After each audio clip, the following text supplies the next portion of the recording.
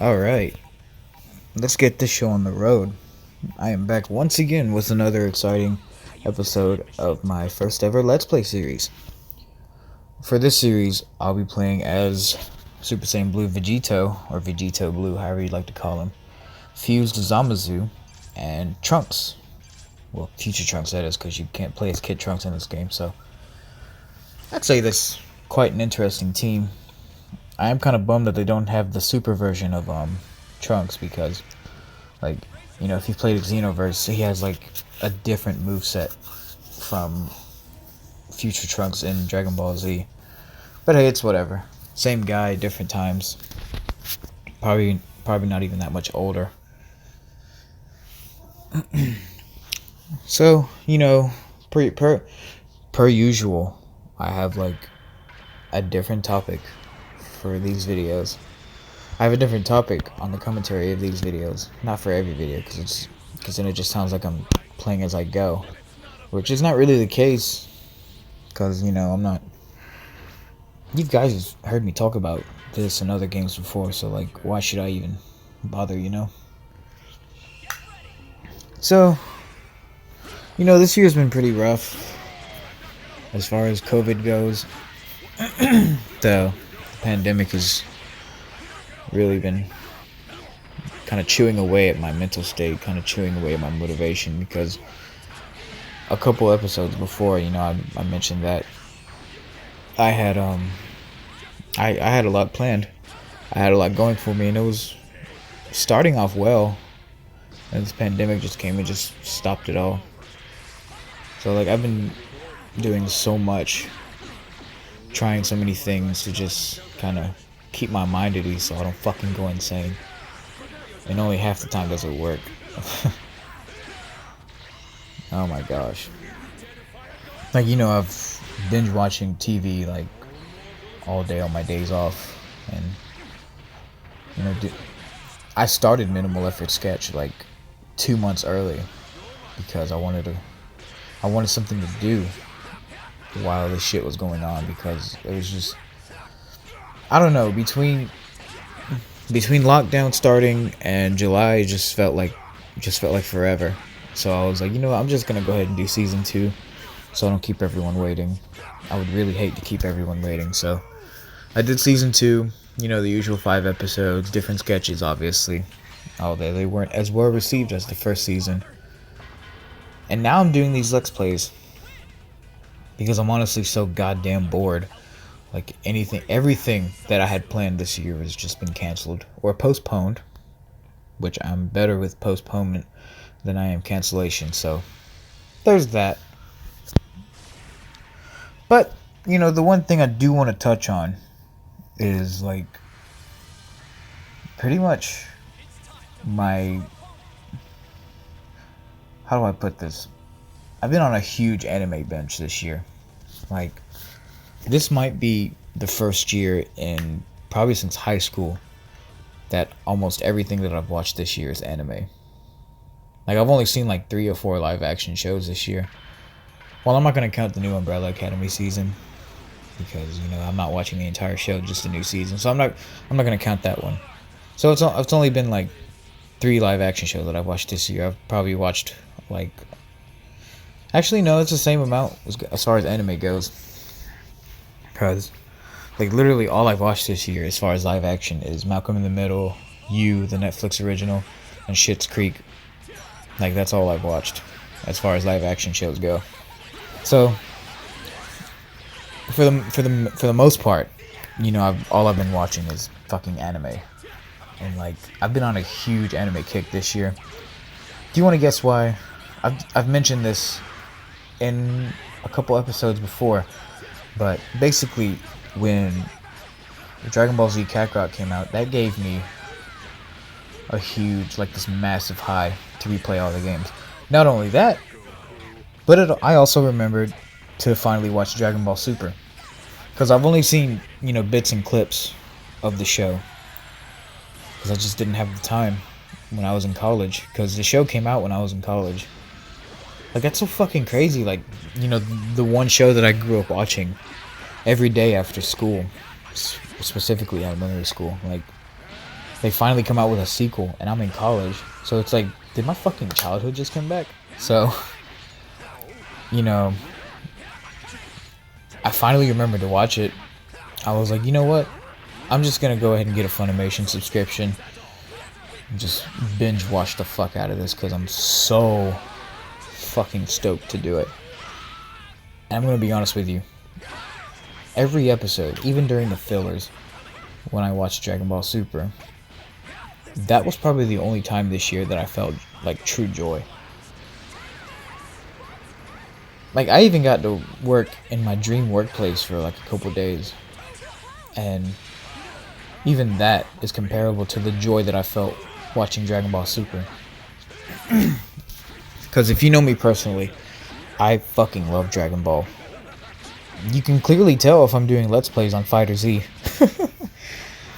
But, yeah, I was so fucking happy when I started watching Super. Like, all 131 episodes, I was just, fuck yes. This is my serotonin boost. This is the only serotonin boost I'm gonna get, probably this year. Because nothing will bring me that kind of joy. So, that was such an unreal feeling. Especially since like all the episodes have already been dubbed since the dub ended November of last year. So I was definitely excited for that. I was so fucking happy that I finally remembered to watch it. And then, you know, I mean, here's another thing. I'm a huge Fairy Tail fan. Like, I fucking love Fairy Tail. It's probably one of the shows that I don't really share that in common with other friends, because either just because they're not into it or because they're like super fucking behind. And you know, that show finished up last year as well. So I was like, oh god, yeah, I need to catch up on this. I didn't feel the same amount of joy that I did watching that like I did with Super, but I was like, you know what, I still got my Funimation subscription.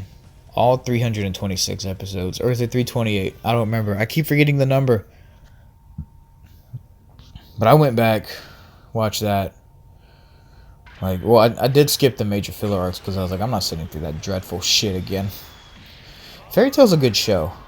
But the thing about it is that, like, if you don't skip the major arcs in that show, the major filler arcs in that show, you're gonna hate it. It's gonna leave a bad impression on you. It's gonna leave a bad taste in your mouth, and you're just not gonna recommend it to anyone.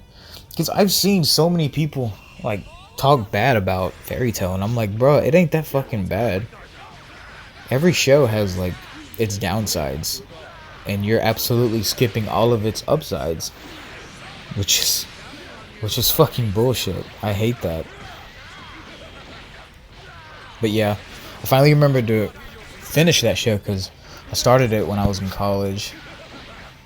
I would be on and off with it, but then, like, you know, before the final season came out, I was like, I'm gonna give this show a rest, probably for a couple years, because when I come back and watch this show, I want to remember I want to be refreshed on my memory.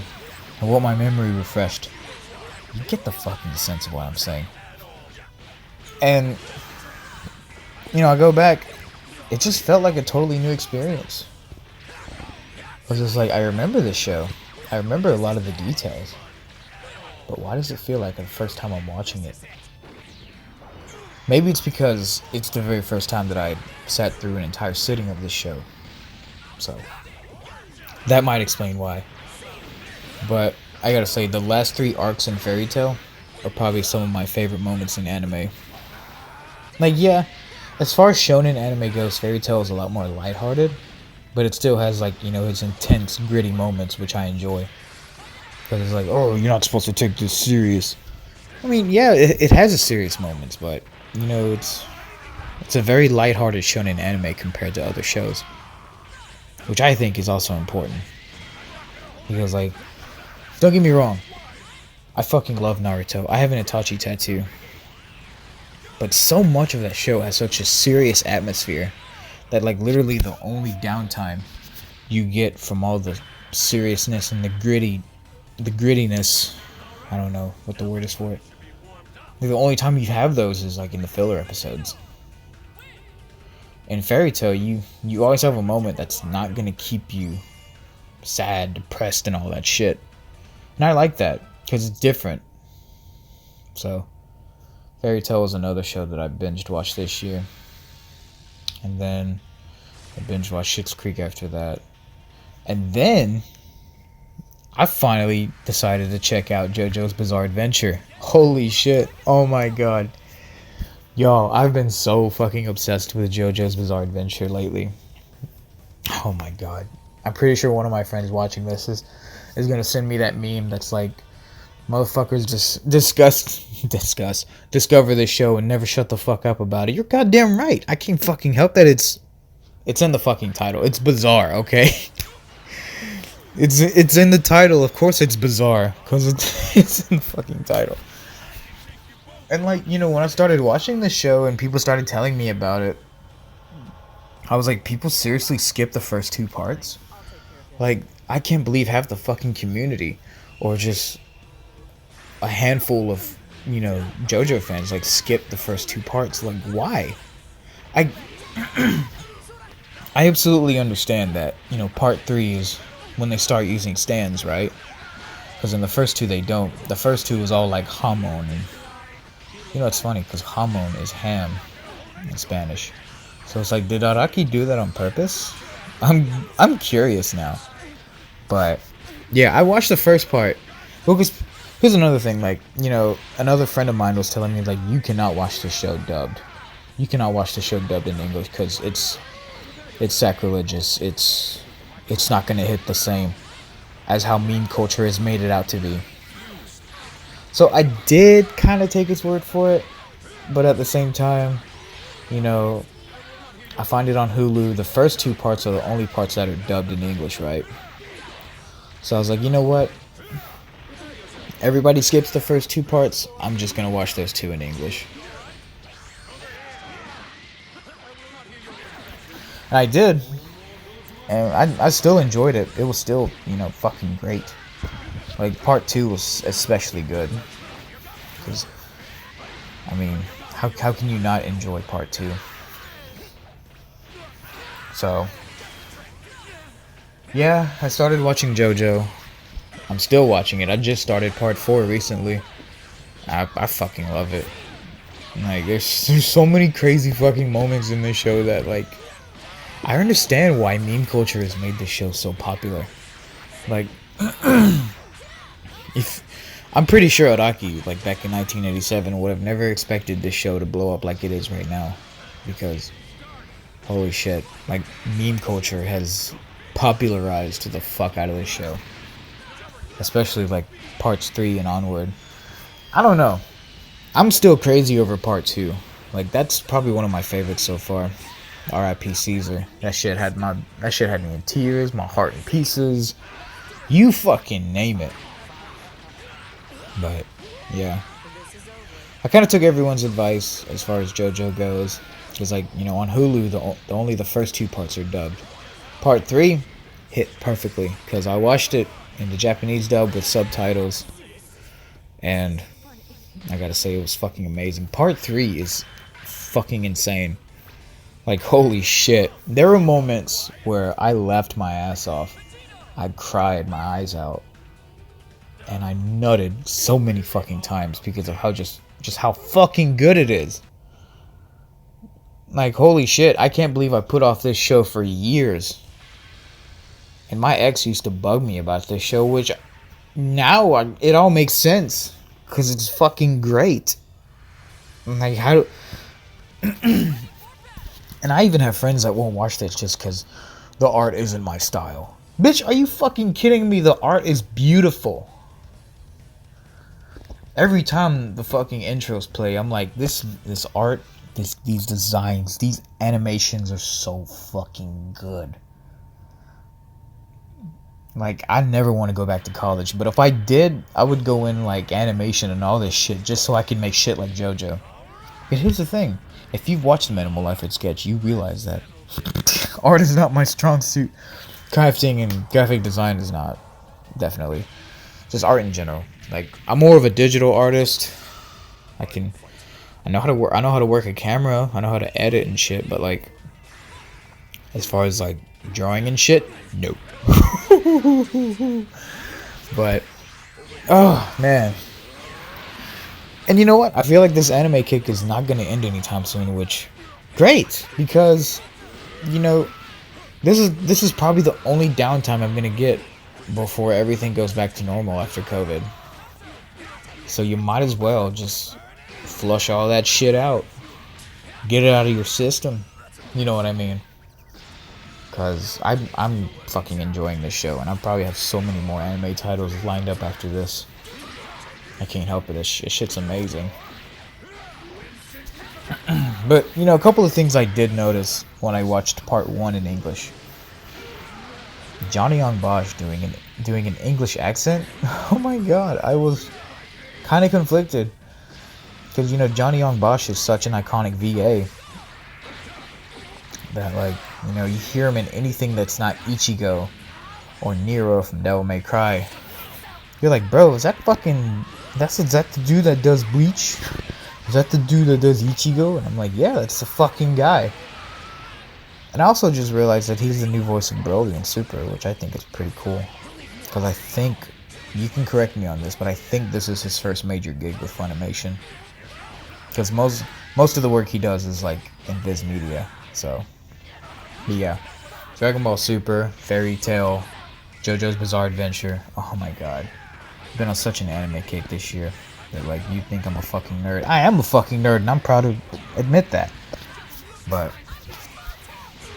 and like, you know, I was scrolling through Hulu, and it said that Golden Wind, which I believe is part 5, is only a Hulu Live TV exclusive. So I'm like, you know what, fuck it, I'll upgrade my subscription if it means I get to watch Golden Wind. I don't know about the rest of the parts, though. I don't think they're on Hulu, but screw it. I'm still working. I'm hardly spending shit, so why not just upgrade that subscription, bitch? Wow, that was so terrible. Oh, man. This might be my most sluggish Let's Play yet in regards to the gameplay, because this is not great. But I still hope you all enjoyed, because I not only do these to have fun playing, I also do these to have these commentaries with you. I love hearing y'all's, like, you know, inputs on shit, just pretty much about everything. So, hope you enjoyed. Please subscribe, because I got one more week of this, and then I'm out of your hair. Thanks.